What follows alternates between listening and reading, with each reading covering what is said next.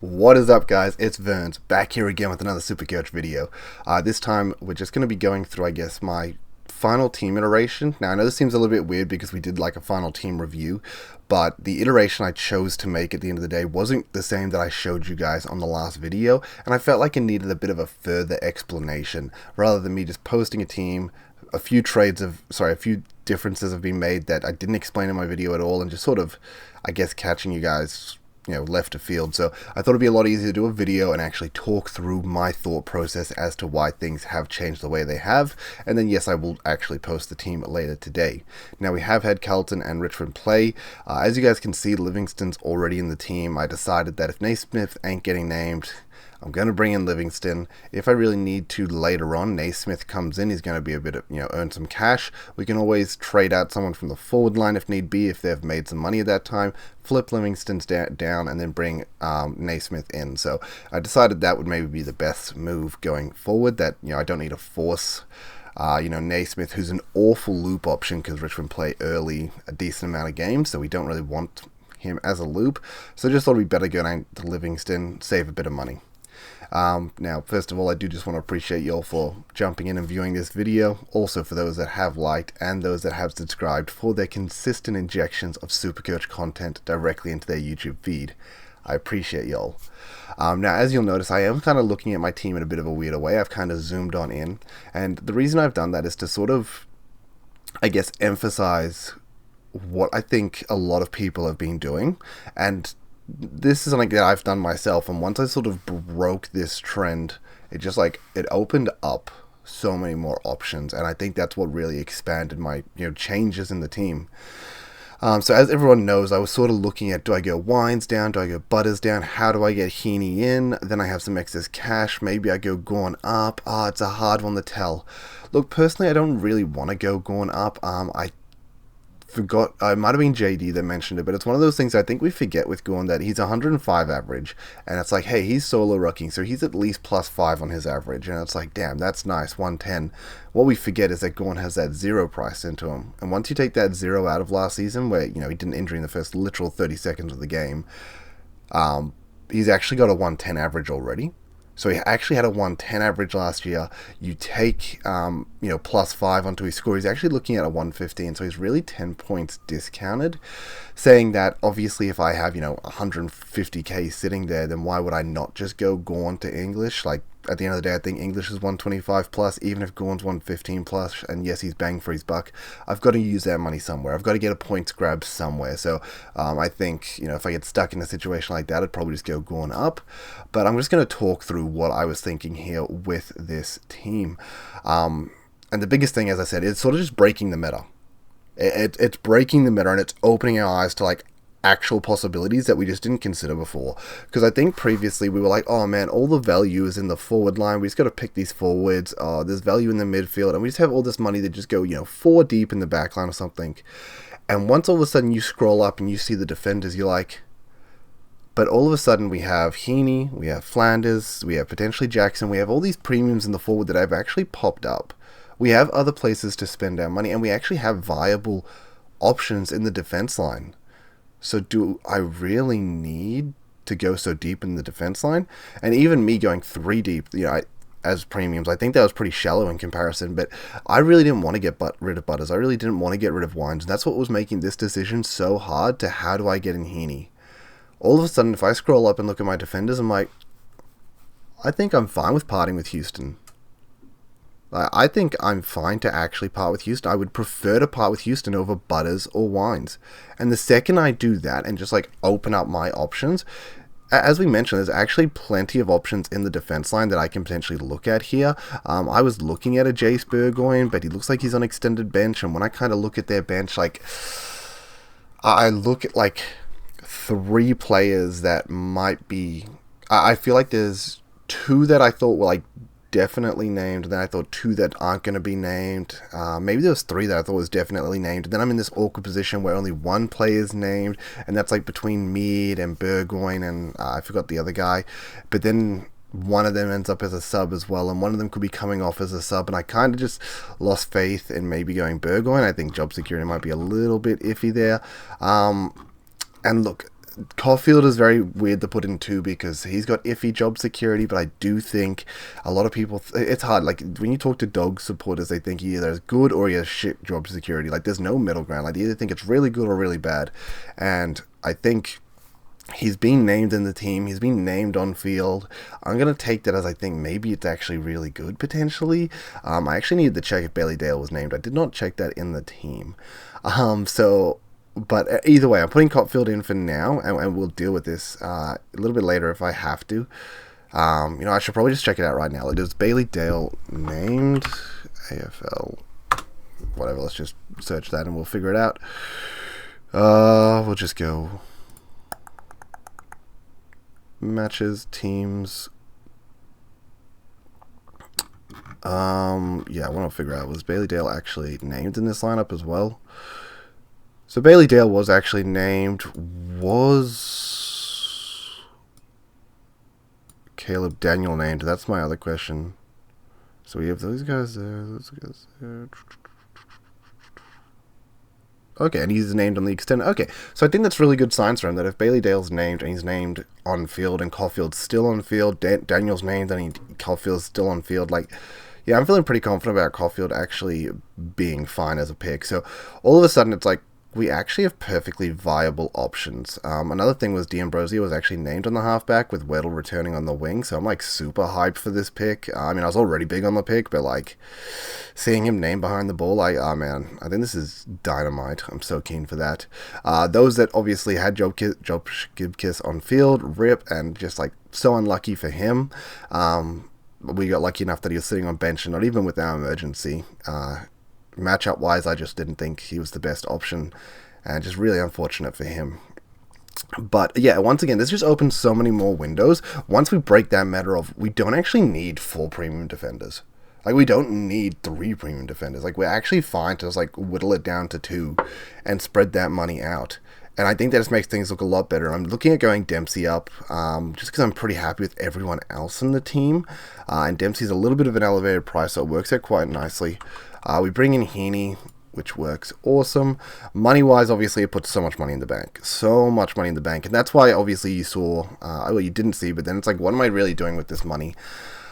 Like, I'm really happy with how the team looks overall. I'm a little bit scared because Nick Martin was named on a wing. Holmes was named on a wing. And I'm a little bit scared there, being like, okay, that's just team sheets. Game rock round, and they might start behind the ball, so that's fine. I'm going to be at the Essendon game, so I'll be able to see where Martin's actually lining up. McKercher, he was named on the forward flank, and I mean, even if he's pushing up to on ball to be an on-fielder, that's... I don't know, I don't think that's ideal. I think the reason we're picking him is we're picking him for this defensive role that was meant to be elite for North Melbourne. It's where he's been training, and all of a sudden he ends up on the half-forward, maybe pushing the stoppage, and I know that's meant to be where he's good from his juniors, but I'm not a fan of that role, so I don't know, I don't actually feel as comfortable with McKercher as I did previously, so, I have all this extra money, and I'm like, what do I use it on? So I've actually decided to go up to Bonner, who has an elite behind, halfback role, so I'm pretty happy to go to Bonner, honestly. And then we still have all this money left over, 137,000. Like, that's so much money. And as I mentioned, it's like, why would I bother sitting on Gawn if I could just go to English? Like, yeah, he's value, but I've got to use this money somewhere. And I look at this team and I just think, damn, this team looks so good. This is like the kind of starting team that can win Supercoach. And look, you need to feel that way about your team if you're genuinely playing for overall. If you're playing to win the competition, you have to actually have a starting team that you look at and go, damn, this team can win the whole damn thing. And I feel so good about how this team looks on all fronts. Now, the only thing I guess that a little bit speculative, we saw Sam Berry named on field, so that makes me feel a little bit weird about Crouch, but I'm gonna stick with him. I feel comfortable all season with him, and if that has to be an adjustment, that has to be an adjustment. We'll deal with that later on. Nick Martin and Holmes, now that's the other thing there, is it's like, obviously I talked about, hey, what happens if they get named on, like, if they're actually playing on a wing, that's not what we want, that's not what we're paying for. We're paying for these guys to be halfback distributors. They then obviously get defensive DPP. If I see these guys lining up on the wing at the start of the game, I might honestly flip them to like a Jack Steele. They might just go straight up to a Jack Steele to accommodate for that. I mean, I don't know if I have money. Like, how far can I actually go with Nick Martin? Can he go? Oh, if he could have gone to Uniac, would have gone like that's. Oh, but then that leaves me a bit dry with Holmes. Yeah, it's a very hard one there. Very hard. Sorry, I want Martin back in my team. Martin, come back. Where did you go? So, look, I don't know. I think this is maybe a bit of just team sheep shenanigery, and I think this will be fine. So I think Martin and Holmes, I'm hoping they'll be fine. I'm thinking they'll be fine. And there's a good chance this extra money will just be used to go Gorn to English. But I kind of want Gorn, honestly. So that's also the other hard thing. Yeah, I'm just sitting on so much money now. Like, I'm so happy with this team, and it's just like, damn, but that's too much money. Like, I've got to use it somewhere. I've definitely got to. And as I said, I think the expectation here is either Martin, Holmes, they end up going to a steal potentially. If that doesn't happen, I'd probably just go to English from Gorn, which may not be great. And that's not even that, like, Gorn had a bad game and get off him. You guys know that I sort of turned around and went, it's a one game, get over it, guys. Like, that's not because of that. That's just because I think Team English at the end of the day is going to be the highest averaging ruck in the competition. And I've got to use the money somewhere. So we might just pay up and get English on field. Which definitely I think would be perfectly fine. English obviously has West Coast round 3, and it's the one time they play West Coast, so I think that would be great. Even if, round 1, Gorn and English get the same points, that doesn't really matter. It's about the total points that we get. Gorn also ends up missing a game off a bye, and I don't have, a loop to really loop with that, so, English gets the extra point off the bye, he gets the extra points overall, so I don't mind going English from Gorn. I don't feel great about it, but I've got to do something with this money. So yeah, I guess that's how the team's looking, guys. And look, I know this is really hard for people because it's like, oh yeah, as I mentioned, people in the comments were like, oh, can you just put your team up? I kind of want to copy it. Yo, that's cool. That's cool. You want to copy it, but unfortunately, the way like the AFL obviously starts off, the way teams fixtures are, the way they put it out, like it's not as simple as you're named. It's not as simple as you're on field. We need to see where they actually line up round 1. If for those guys that didn't play last year, there was a lot of people that didn't start Harry Sheezel, and we all thought that he was starting in the forward pocket. And in the very last practice game for the last quarter, he went behind the ball and looked amazing. And as the North Melbourne game's about to kick off, Harry Sheezel lines up behind the ball for round 1.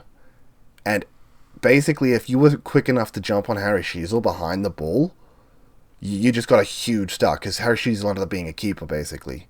He was one of the highest scoring forward/defenders in the game. Like, you can see it right now, and even in his price tag, he's priced at, $550. I mean, he was also forward eligible. We jumped down to the forwards, and it's like, that's like, at the very top. So he was like, literally top of his line as a forward pick, but actually playing behind the ball, and you don't know that literally until the game's starting. So you've got to stay elusive with these picks. I'm sorry, but I can't just turn around and tell you I'm locking this in and that's exactly what's going to happen. I'm telling you these are the 3 options I'm looking at, depending on how those guys run out onto the field and where they actually line up to start. So yeah, sorry guys, that's why I felt like I needed a bit more of an explanation behind what I'm deciding to do here. This break the meta mentality of just, it's not even that the mentality, it's just like we actually have options back here that once I moved out of Houston and I put in a rookie, I was like, man, this actually works better. And I think as I mentioned, that's for a lot of people that we've been stuck in the mentality that defense is where we're spending the money. A lot of people are 4 deep back there. A few of them are starting to die off to 3 deep, but it's actually not where we have to spend the money.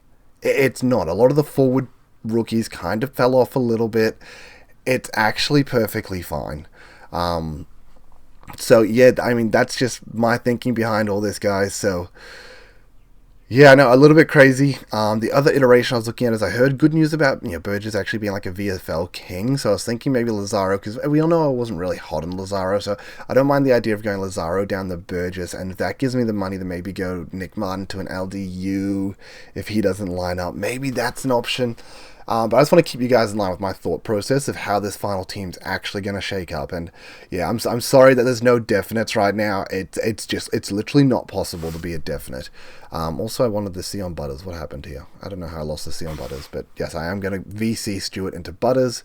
And we got the easy Livingston loophole to get the double points if Stewart goes massive. So yeah, that's going to be the end of the video, guys. I'm sorry I rambled a little bit there, but that's the, I guess, pathways I'm looking at. Even if you just locked this team in right now, I think I'd be very happy with that. I mean, as I mentioned, there's a lot of money in the bank, so I mean, you feel free to throw that wherever you want. If you go down from Lazaro to upper Max Holmes or upper Nick Martin to like an LDU or something like that, hey, that's perfectly fine by me. But yeah, I'm super deep in this midfield. I think very different structure to a lot of people. I think there's actually just so much value in these mid prices in the midfield, and I can't help myself. But yeah, anyway, I'm gonna lock that on in.